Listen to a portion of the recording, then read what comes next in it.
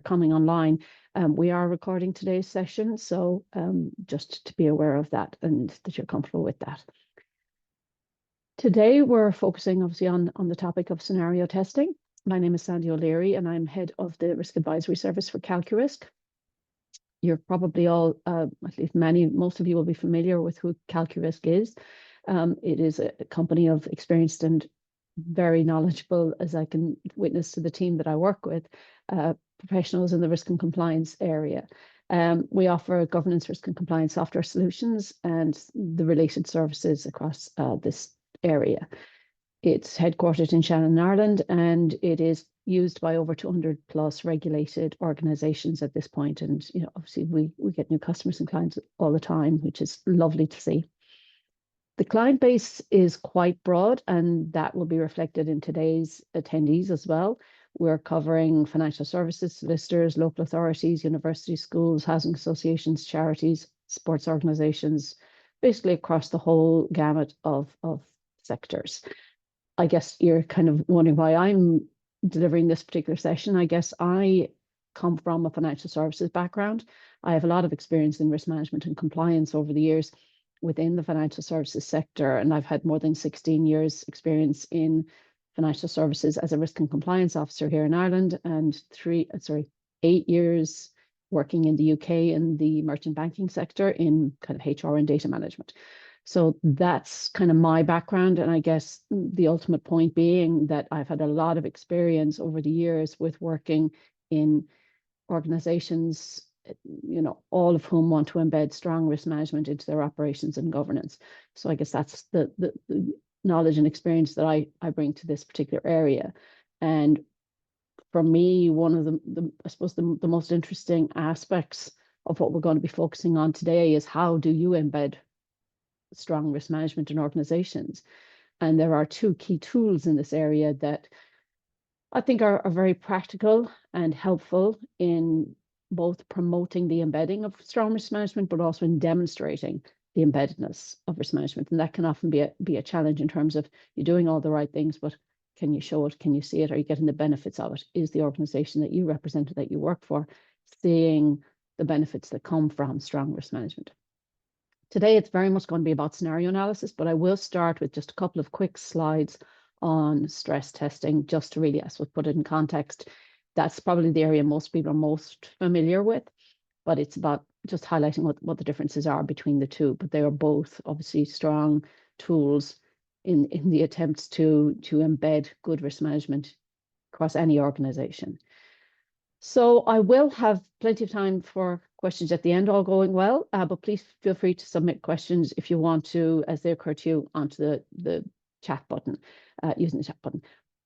I probably may not notice it as we're going through, but I will definitely go through anything that's in there at the end. But if something comes to you that you want to query, please do note it as you go so you don't forget it, basically.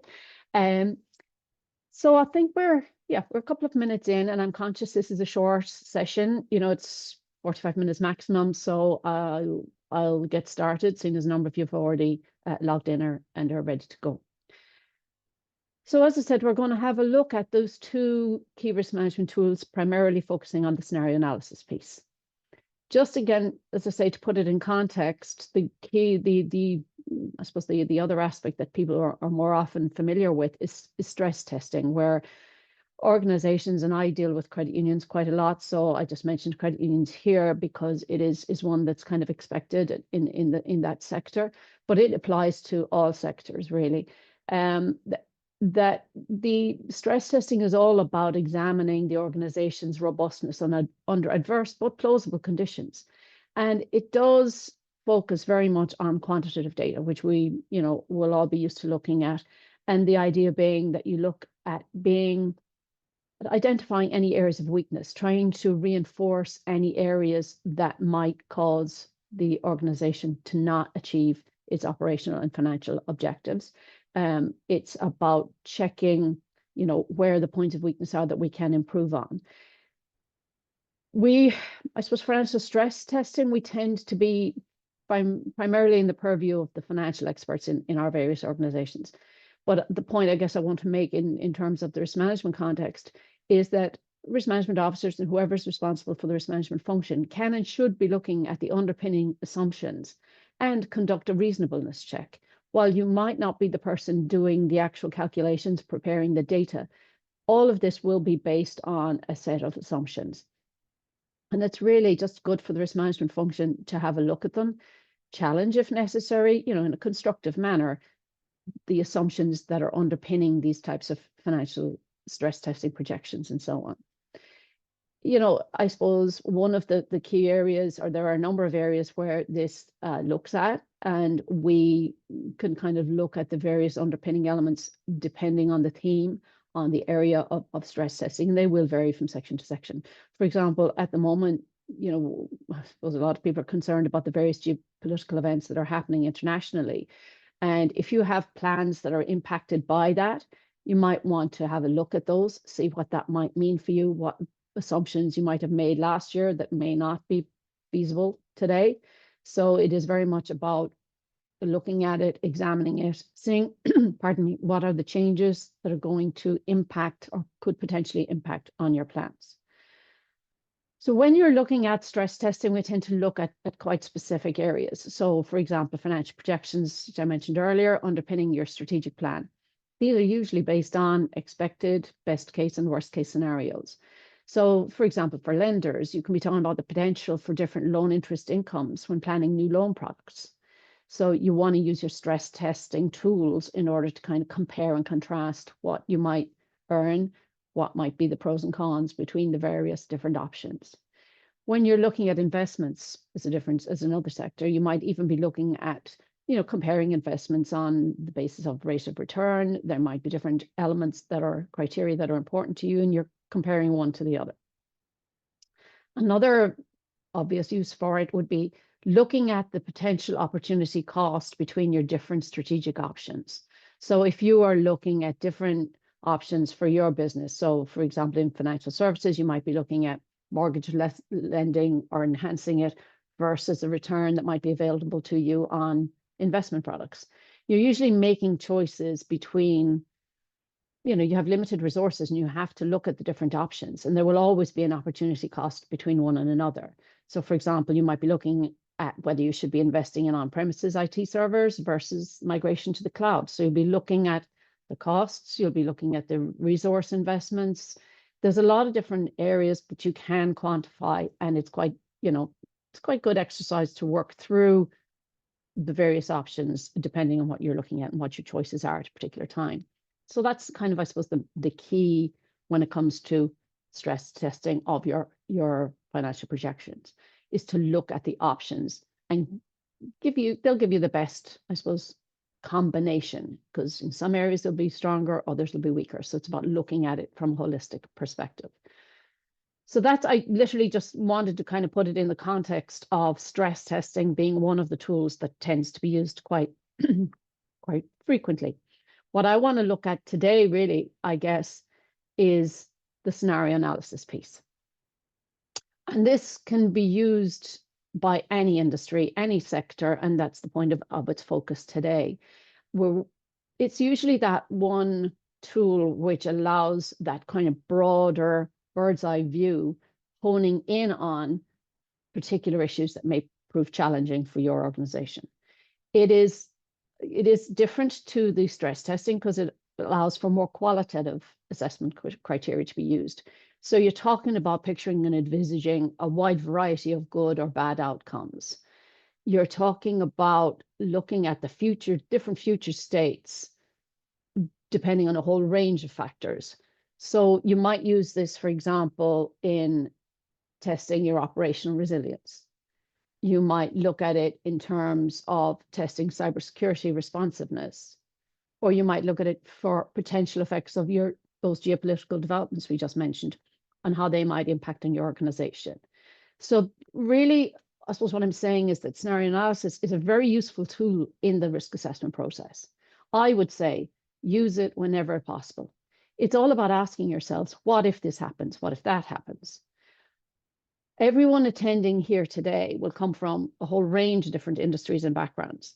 And I think that the key to good scenario analysis is to identify what's most important to you and your organization. And it's what are the big what ifs for yourselves? What keeps you awake at night? And if you as an individual, are struggling with this area, I would say use your leadership group, whether it be a management team, a team of volunteers, a committee, whatever the group is that understands the area that you're operating in. Use that leadership group to identify the concerns, i.e. the what ifs that make you awake in a panic in the middle of the night. Every organization will have a feel for how the various geopolitical events, for example, that are going on at the moment may or may not impact them. So the idea behind scenario analysis really is that instead of letting those worries accumulate in the back of your brain and wake you up at night, it's about, and that just leads to, I suppose, a sense of powerlessness and possibly panic in some situations. The idea is that you can take a more structured approach for any of these types of scenarios that might, be of concern to you, and you work through each one. You won't necessarily be able to solve the problem in its entirety, but you might help identify some risk mitigation that you can bring in and measures that can be taken that will allow you to get back maybe a little bit of a sense of control. And it may only be a small element of control, but it will give you hopefully some sense that we are not burying our heads in the sand, that we are keeping an eye on what's going on, what the potential impacts might be, and we'll try and manage that as best we can within whatever limits are within our control. So today we're really going to look at the types of scenario testing. There are 3 types.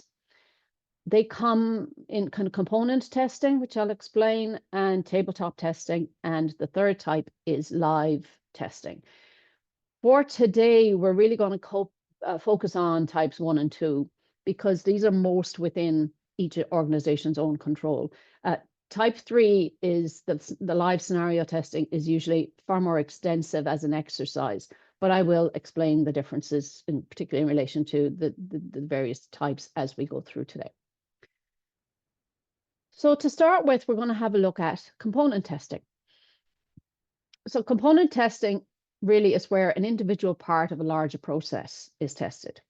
It could be a single procedure within, a bigger process that has complex stages and where there are normally multiple procedures. We'll have a look today, really, I suppose I'm using some IT examples as they're kind of more common across all the different industry types that are present at today's webinar.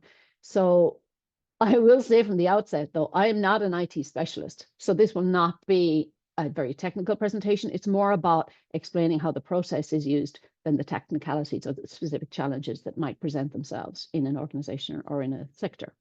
So it's really about giving you an understanding of how you might go about this.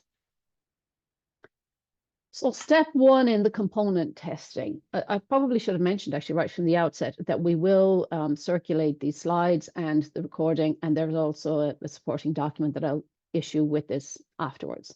So just to, I suppose, break it down into its component parts, if you'll pardon the pun, is step 1 is to decide what you're going to test. So when it comes to this type of exercise, we're really about making it as simple and straightforward, but building towards, I suppose, a better combination of components so that you see the kind of wider picture, but you start by breaking it down into manageable pieces. As I say, you can test a series of connected processes one at a time over a period of weeks or months, and they will build on each other rather than randomly picking just individual ones. But the idea is that it also improves your chances of picking up any gaps or critical dependencies that might exist between the different components and processes. So when you are choosing a component to test, remember that the key risk management controls that your organization relies on, these are the ones you want to be testing. It's all very well to say, oh, such and such would never happen because we have a control in this particular area. But do you know that the control works? Are you confident that this control you think is really effective in mitigating risk, in theory, actually works in practice? So I would say, think about which controls would do the most damage if it turned out that they were not working as expected. It's all very well putting in a control and you think it's going to do a certain thing that's going to have a certain effect. But, it's really about making sure that it does. And that's about testing the control and asking yourself, did it pass the test? It's really about challenging the effectiveness of the controls that we think we have in place by doing your best to break it. You want to do your best to find that point of weakness or failure. And it's not simply assuming that it will just work as it's documented, as it's described. So when you're thinking about which components to test, within the IT procedures, for example, you're looking at, or you should be looking at, the parts that you think are the likeliest to break, the parts that you think are likely to cause you a problem if they don't work. You could be looking at, for example, your disaster recovery call tree. So, is that as up to date as it should be? Do the right people have access to it? And when I say the right people, I do mean plural, because more often than not, the biggest concern in these particular areas is that the one person who has access to it isn't available on the day that we need access to it. So it's about making sure that it works, testing it, have people still got the same contact numbers. You'd be surprised how often they can change. Another example might be the alternative communications infrastructure. So, if your communications setup goes down, whatever way you have it set up for your organization, or how simple or complex it might be, what's the alternative if that one fails? Something else you could test might be your call diversion. It's a fairly simple one, but it's, again, can be quite critical in a disaster scenario. Where are your calls going to go to if there's a problem? Key one for me, and it's one I would have tested a number of times over the years, is your data breach response procedure. And again, it can look very practical and sensible when it's written down on paper. When you go to actually implement it, that's when it can throw up a few gaps that you never even thought about the first time around, because a lot of these things are written in an isolation, and often by one person who doesn't have the full picture of everything in your organization. So step 2, once you've done that, and once you've identified what component you're going to look at, is to determine the objectives of the test. And this is really important, I think, because there are a number of reasons why you might want to do component testing. So you will determine whether it is to identify missing information, because that can certainly be, a critical one. Is it to test the timeliness of your procedures? Because, again, I don't know about the rest of you, but I always tend to underestimate how long it's going to take me to complete something. I'll start a project and say, oh, that's going to take X number of hours or days, whatever the case may be. And more often than not, it takes a lot more, because you forget that there are interruptions, or that something else will come along and something will happen. So when you're talking about components, it is a nice, benefit to be able to establish how long it actually takes, what delays are maybe unusual, but what delays will always occur because of you're waiting for certain aspects of it. Another objective could be to ascertain the completeness of your recovery infrastructure. So again, it's not until the rubber hits the ground, when you actually are in a stressed situation, where you realize, oh gosh, I didn't even think of that. We really need that before we can move on to the next step, and so on. So, this again is another potential objective of your test. And finally, and this one is not to be overlooked in any way, I think this is one of the key things, that if you do this, with all your key players, when it comes to whatever component or scenario analysis area that you're looking at, it's to ensure that the key players involved understand what's expected of them at a particular point in time. If things were to happen, they're usually under stressed and usually challenging conditions. The more familiar the individual players are in the process, the easier it is going to be to move it forward. I guess the key thing to remember is that the whole point of this is to determine whether the component is fit for purpose. It's about identifying, as I mentioned earlier, the gaps or the areas of weakness, which can then be improved. The idea is we are only doing this in order to see what can be improved, what can be made better. It's about making sure that we don't have to find this out the hard way when you're in the middle of a crisis. And the key to remember here is that it is about constructive challenge. But in that situation, you also have to make sure that you take a no blame approach. It's about depersonalizing the situation. It's more about focusing on the how and the why a test was not successful, rather than the who. It's not about it failed because you didn't do your job, or it failed because you didn't know what you had to do, or where it was that information that you needed would be. this process is about focusing on the process itself. What is it about the process that led to this situation? It is not about blame. It's about finding out the best way to deliver your objectives. And it's not about finding fault. It's about coming up with collective solutions to challenges or to issues that you identify during this exercise. So for me, it's that part is really important and can't be overstressed. Step 3 is to identify the component risk owners. So, right from the outset, you want all the people involved who will, be involved in successfully testing that component, i.e. they will also be involved in successfully delivering this component at any point in time. And it can be some or all of the following, depending on the complexity of your own organization. You might have these titles, but it can be other types of roles as well. So this is just an example, an illustration of the type of people you might be getting involved in I suppose, bringing the holistic view to the issue. So it could be the CEO, it could be your in-house IT risk owner. Some people have IT staff, others don't. It might be the data protection officer, it could be the risk management officer, the compliance officer, communications officer is usually important in these scenarios. Subject matter experts. When I say subject matter experts, that's what I mean by every industry type here. You might be looking at it, some of you thinking, oh, well, this is all a bit complex for us. We don't really need that.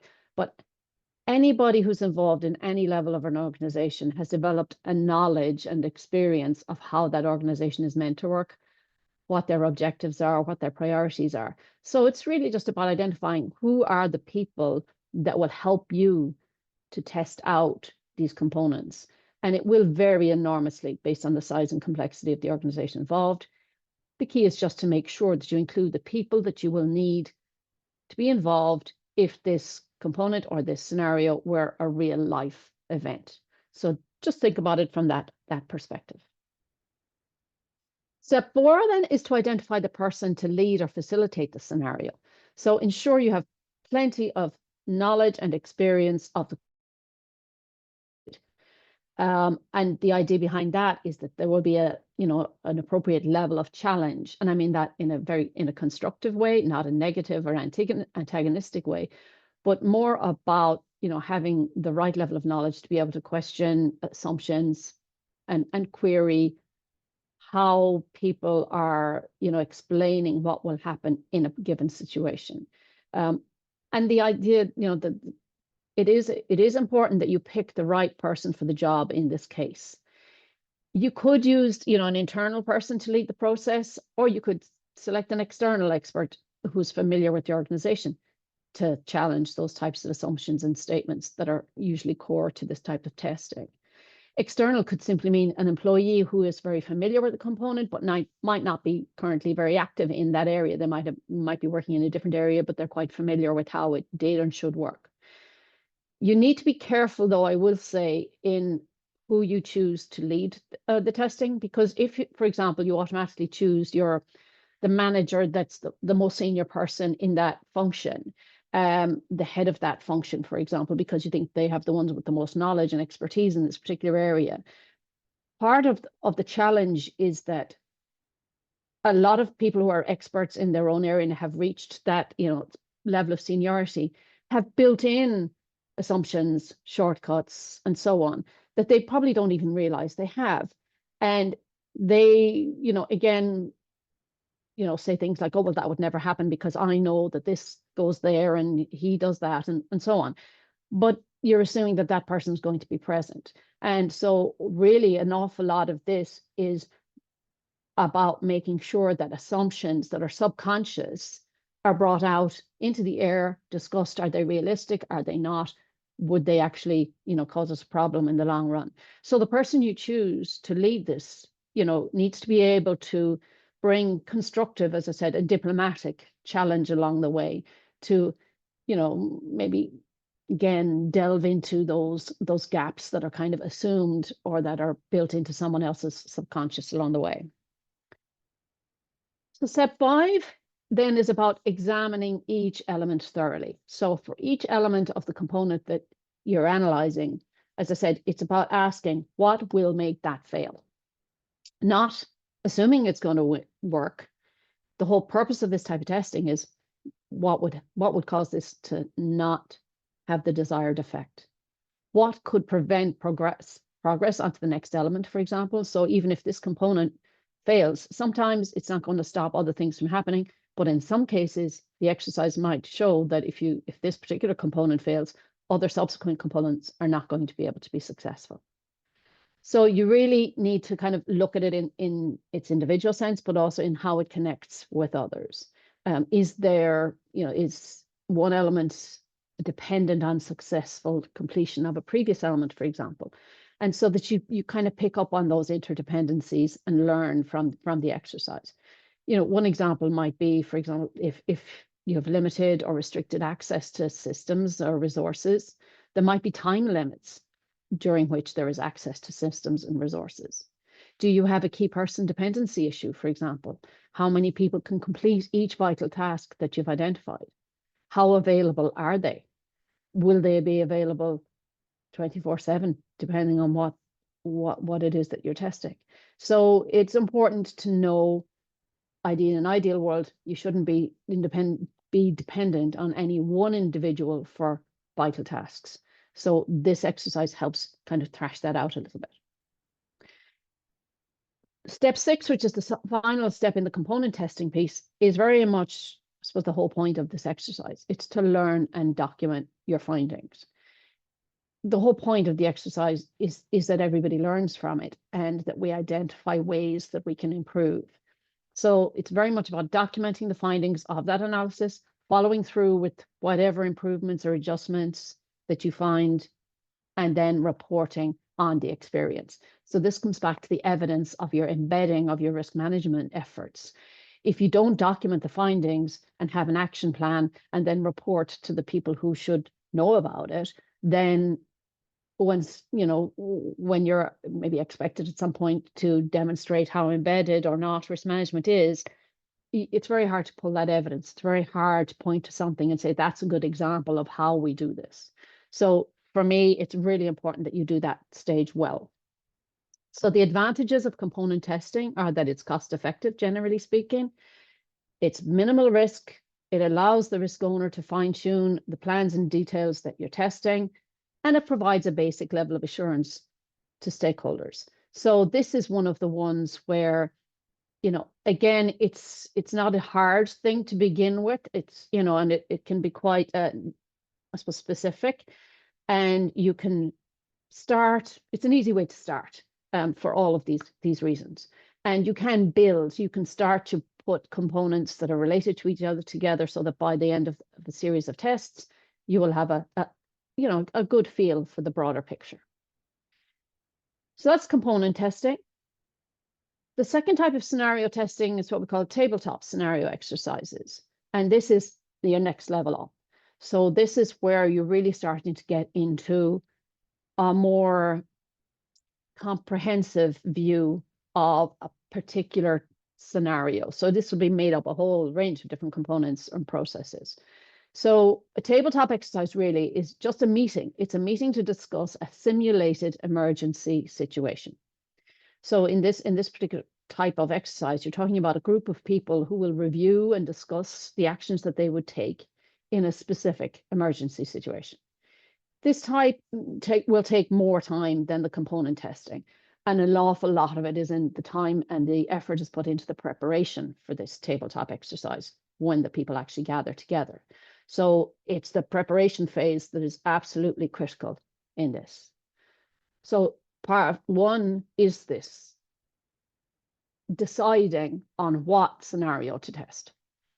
As I said earlier, you've all got different experiences for your own organizations, your own industry sectors. So only you will know what are the most likely or the most potentially disruptive scenarios to affect your business. Common examples of the types that you see on a regular basis that are being tested across organizations. It could be loss of building, for example, due to fire, flood, or these days, sadly, we get more and more severe weather events. And your physical geographical location will determine whether any of or which of these might be relevant for you to test. Another typical example is cybersecurity breach. We know pretty much every organization is open to that at this stage. When I say open to that, I mean it could happen to them. Nobody wants it, but unfortunately it's quite commonplace. You've also got the types of disruptive events like systems failure. So whether it's the utilities go down, your communications, problems with hardware, it could be a cyber attack, could be any type of malicious attack, really. Systems update failure. There's a whole range of different things that could cause disruption within the category of systems failure. You also have critical third-party failure. So again, one of the good parts of these types of exercise is that it helps to identify if you have critical third parties upon whom you rely to deliver your organization's services, objectives, and so on. And doing this actually does highlight who they might be. Other examples might be robbery, pandemic.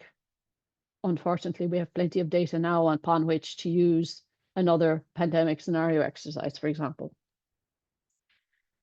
And then there's a lot of regulated entities on today's session, and you would have, the potential for regulatory sanctions. So whether it's data breach, financial limit breach, you will all have different regulatory requirements that you have to comply with. So you could use the scenario testing to work through an example of a type of regulatory sanction to which you might be exposed. So again, that's step one. And what you'll find is that many of you have had maybe incidents or bad experiences in the past in any of these areas. You also might know similar businesses or organizations in the same industry who have had these types of failures. The question to ask yourselves is, did you do a lessons learned exercise after that incident? Even if it didn't happen to yourself, if you put yourselves in the position even of your counterpart or competitor in the industry, can you ask yourself what you would have done in that particular situation? Could you use the information that maybe is available on what happened to them as the basis for a scenario for a tabletop exercise? So you'll find that even if you don't have that data in-house, that there'll be information about similar incidents for other organizations such as yourselves, and you can use what happened to them as part of your scenario exercise, your tabletop exercise. So step two is the one that I mentioned that is actually key to delivering this, I guess, in a really productive way. It's the researching that goes into the case study, or the scenario analysis.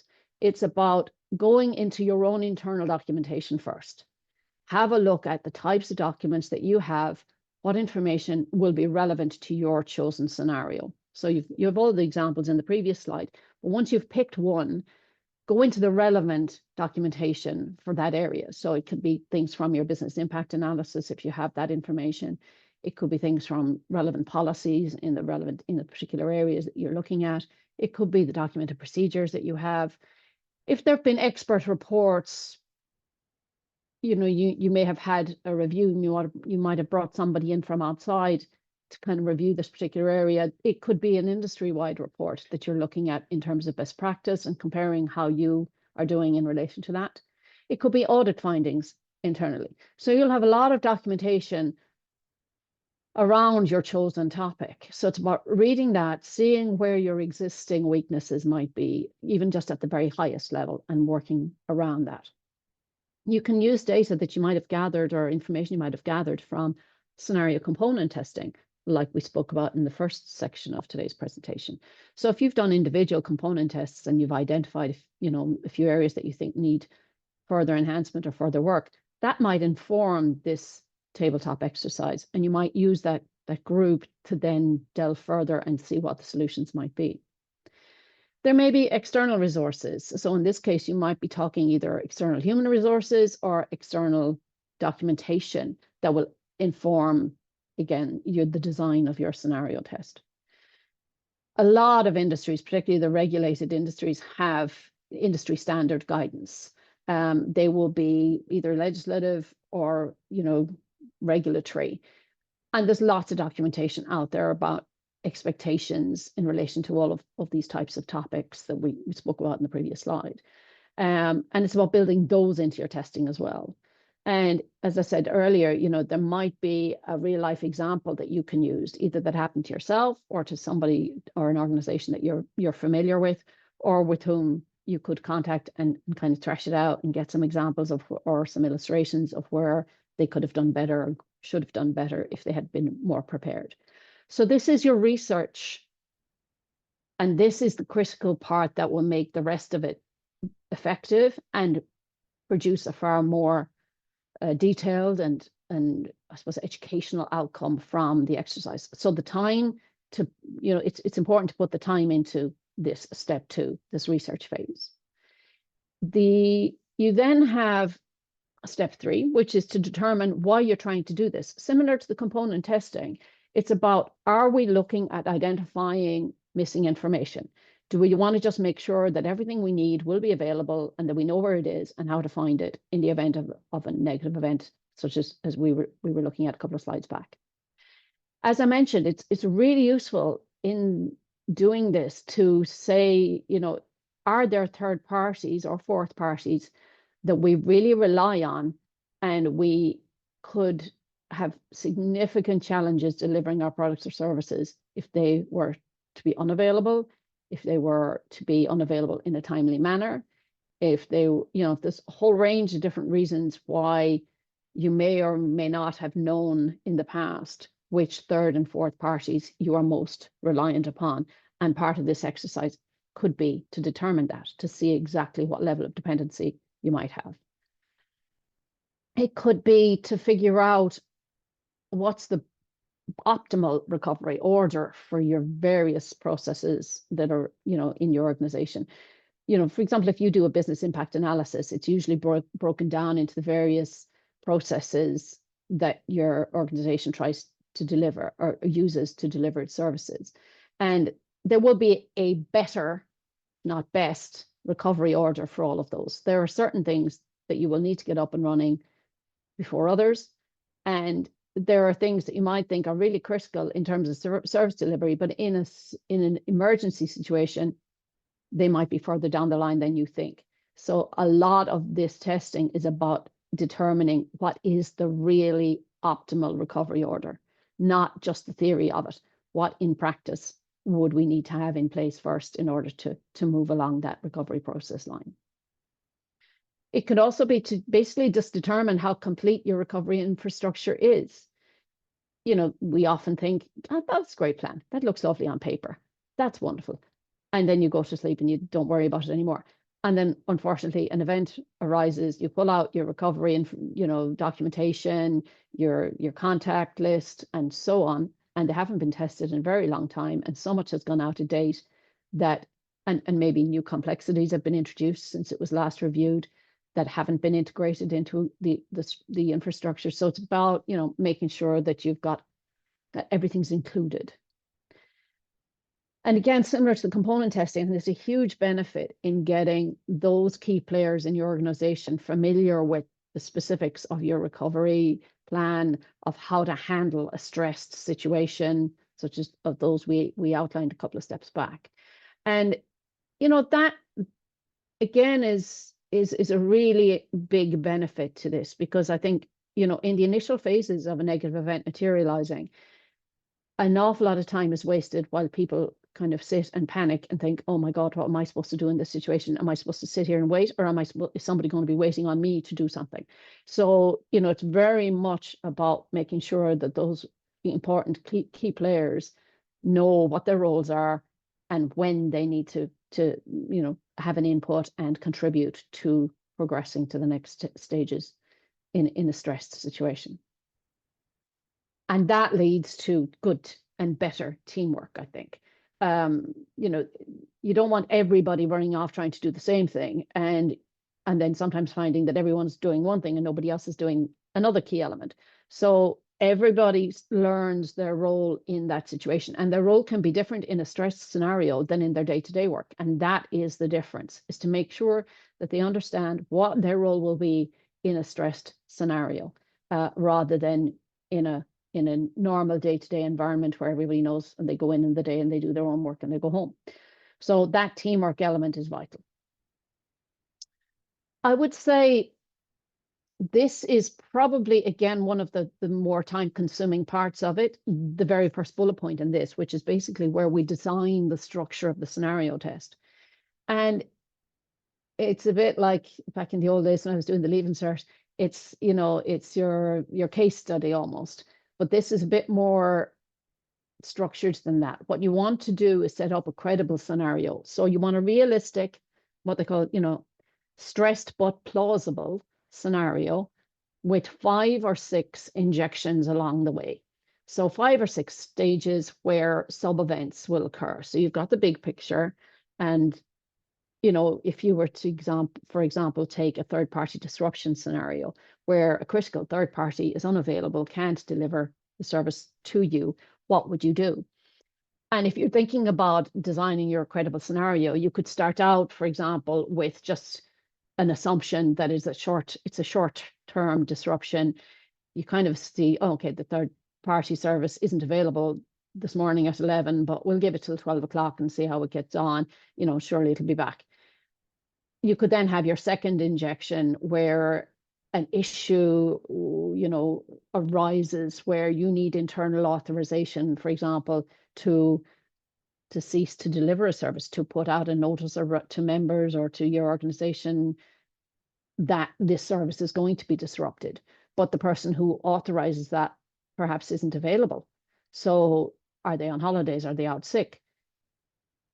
For example, you could say you have a problem actually contacting the third party themselves to advise the organization on what they need to do next.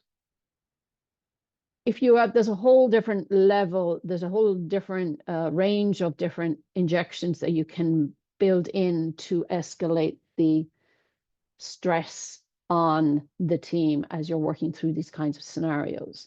And it's about picking your scenario and choosing these escalations of stress, putting the team that are working through this under more pressure as the scenario unfolds.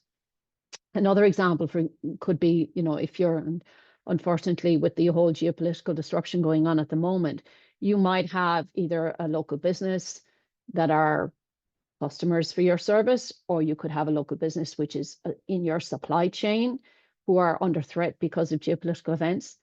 And it might just initially arise as a possibility. So as part of your first injection of this scenario, you might just tell the team that your key supply chain service provider, we've heard there's a few rumors, for example, that there are challenges for them financially, but it's only a rumor at this stage. What would you do? It could, second level could be, it's becoming a bit more than a rumor now. There's talks about redundancies. The third escalation might be that they've confirmed a redundancy program. Fourth might be, you know, it's actually, those redundancies did not have the desired financial effect and they still are in a stressed financial situation. So it could escalate to the local business or provider actually closing. So it's really just to illustrate, this is where you're talking about, you start off at one level, you inject an escalating level of challenge as you work through the scenario. And that's why it's important to put the time in advance through the research and through the design of your credible scenario. That means on the day when you sit down to do this with the chosen people, that you'll be able to work through that process in a gradual but structured way. So for the session itself, for the session itself, we talked about, you know, similar in the component testing, you need to have a facilitator who will present the scenario and unfold those sub-events across the period of the testing. Again, similar challenges to before about, you know, who do you choose? So it's about making sure they have enough knowledge to challenge assumptions or to question a little bit deeper than might have been done in the past. But at the same time, you know, ensuring that they are not so entrenched in ways of doing things that they don't see those gaps. So it's important to choose your facilitator well. In this particular one, because this goes on over, you know, potentially in a, you know, a reasonable period of time, a few hours, you will need a scribe. So basically to take note of the ideas that are being bandied about, that are being discussed, to keep a note and record of the gaps that are identified through this exercise. to note what the recommendations might be for improvement at the end of the exercise.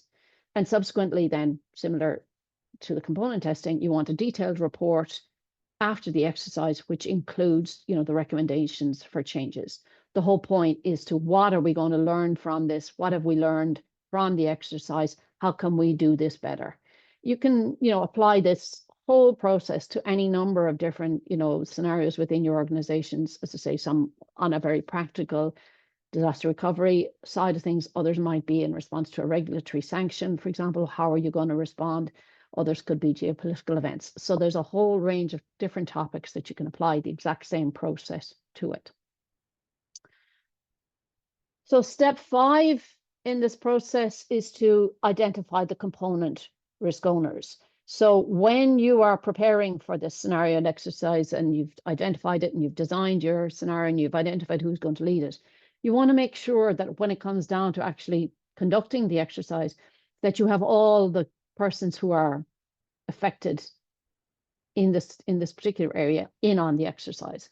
You want to try and make sure that any key persons that would be involved in delivering the service or product, or, you know, or the service within, or the activity within the credit union, or here I say credit union, within the organization itself, that they are all there. And look, this is part of the scenario testing, if you like, in that you'll have put a lot of effort into preparing for this, researching it, designing the test, and so on. If closer to the event, one of those key persons, you know, are not actually available, then it's not about rescheduling it and choosing another day. Build that in as an injection into your scenario testing. Say that this is the day, because the idea is that, you know, when you begin the test, you say, this is happening, this is life, this is what's happened, what are we going to do?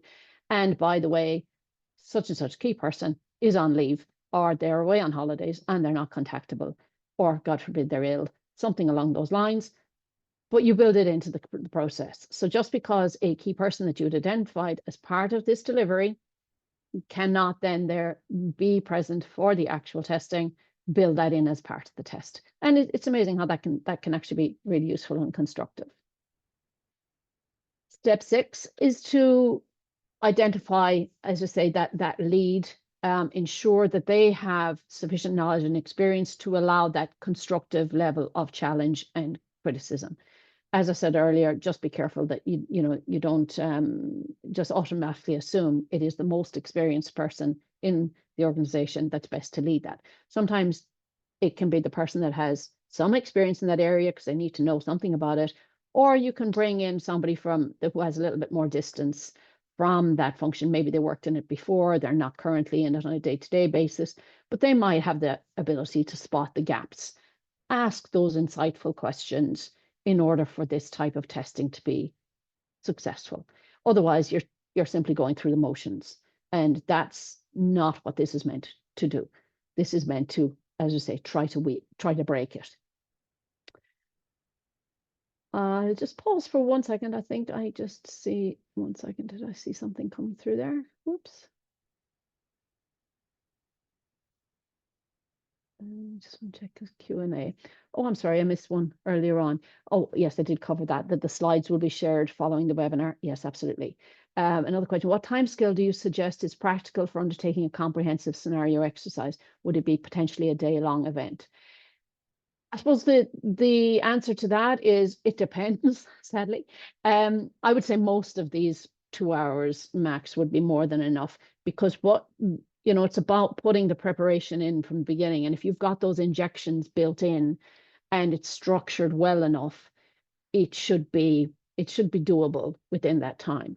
Live testing now is a whole other thing. We'll talk about that briefly at the end. But in terms of the component testing and the tabletop exercises, I would have said 2 hours maximum, because what you want to do through the research is put pressure, but you want the pressure to build as much by, we have to do this now, we have to get it done now. What's your response? It's not, I would do this if I had the time. It's a, no, you have 10 minutes, you have 15 minutes to decide what you're going to do and come back with a plan. So yeah, to answer your question, very much depends on the scenario that you're testing. But I would say no, two hours should be more than enough for your tabletop testing. Different if you're talking about the live testing, which we'll briefly cover towards the end. So I hope that answers your question, Paula. In terms then of, yes, I've spoken about step 5 there. Step 6 would be oh no, that I must have flicked back. Step 7 is to determine the time that's needed for your specific scenario test, which we just discussed. Yeah, I would say, as I say, 2 hours is usually about, because people will get tired, but you want to you want to build and you want to know what it is you're trying to get out of it, but it will depend on how complex the scenario that you're testing is and how many injections you have along the way. Some you might do in an hour, others, but I would say, 2 hours is probably standard. And, the important thing is that you are building on, and I would always suggest start out maybe with a couple of component tests first. You'll build on some skills there that you'll start to develop and that can then add to the scenario testing phase.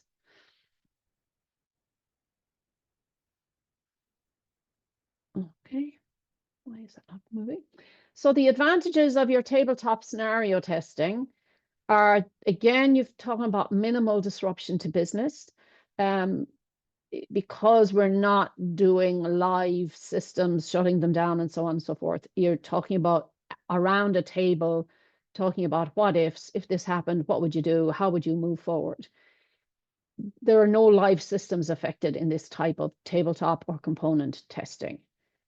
It is medium to low cost. It is not no cost because you are taking time aside to design it, develop it, to get the people away from their day jobs, if you like, and spend the time working through it. So, there is a resource cost there. But it does provide a level up in terms of assurance to stakeholders as compared with the component testing. So it is that, that good bit extra as to where you have gone. Then the live scenario testing. So in terms of the live scenario testing, this is the one that is, more in depth. It's large scale. It's closer to reality. There's considerable planning involved. Types of things you would be doing there would be relocating to a recovery site, switching all your services to an alternate site, maybe getting a key supplier to exercise their business continuity plans. It's about confirming the overall viability of the plan, making sure everybody's familiar with their roles and responsibilities, that that the technical and logistical aspects of your business continuity plan, for example, will work as planned rather than just in theory. Realistically, it's about, actually testing the readiness of a recovery site if it's separate. And that will, meet or exceed regulatory requirements. You want to make sure that what you have planned will meet or exceed, in an ideal world, those regulatory requirements. The advantages of this level 3 testing is that staff will gain invaluable experience. There will be validation of plans, which you might not have had in the past. And, highlights or gaps or weaknesses that would otherwise not show up will come hopefully through that. But that's level up. And that requires a lot more planning. So realistically, scenario testing, what we're looking at is that we were basically trying to enhance your organization's governance framework. We're trying to become more familiar with the risks that threaten our individual organization. Know where the organization stands in terms of its maturity, in terms of its own risk management framework, how well developed is it? And if you haven't already, start measuring now so that you can test those components and those elements to make sure that they're performing as you want them to. It is one of the key benefits is that hopefully it should identify and help you to map out your key processes and critical services, see your points of weakness and delve into them and be realistic about them. So ultimately, it's about understanding your own level of resilience and those of your third parties with respect to the critical services that your organizations have identified as part of this process. So apology, I think I have run over, but I'm more than happy to take any questions if there's any more questions from the group. I think it was just a couple of thank yous on the slide at the moment. If there's any other question, please feel free.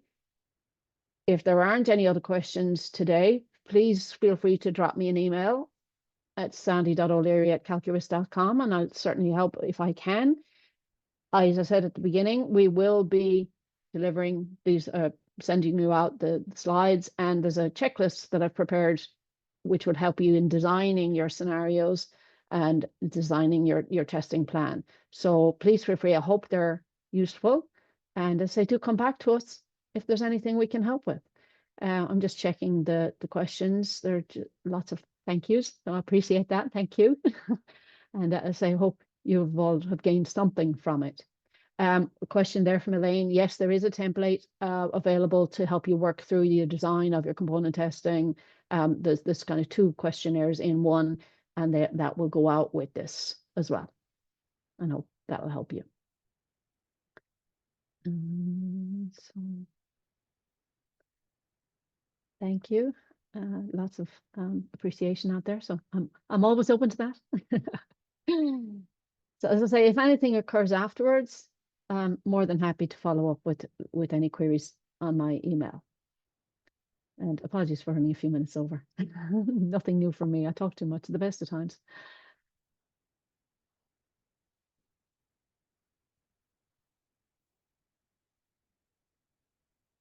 Okay, that's great. As I say, I hope you all got something of use in that. As I say, there's lots of comments, but no questions, I don't think. And so I will, as I've taken up a few more minutes of your time than I had intended, I'll let it run for a minute, and then I will shut down, and we will circulate all the materials to yourselves subsequently. Thank you so much for being there today and for joining in, and the useful questions that were put through as well. So please do share when you get the materials, and if it's something you need any help following up on, do get in touch with any of us here in calQrisk. You have all of our usual contact details, and they'll be on the slides subsequently. So if there's anything we can help with in the follow-up, please do let us know.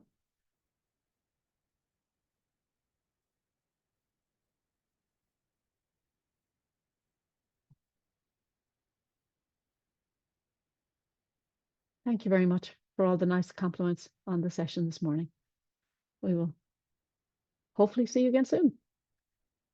Right, on that note, since I don't think there's any other questions, I'll end it now.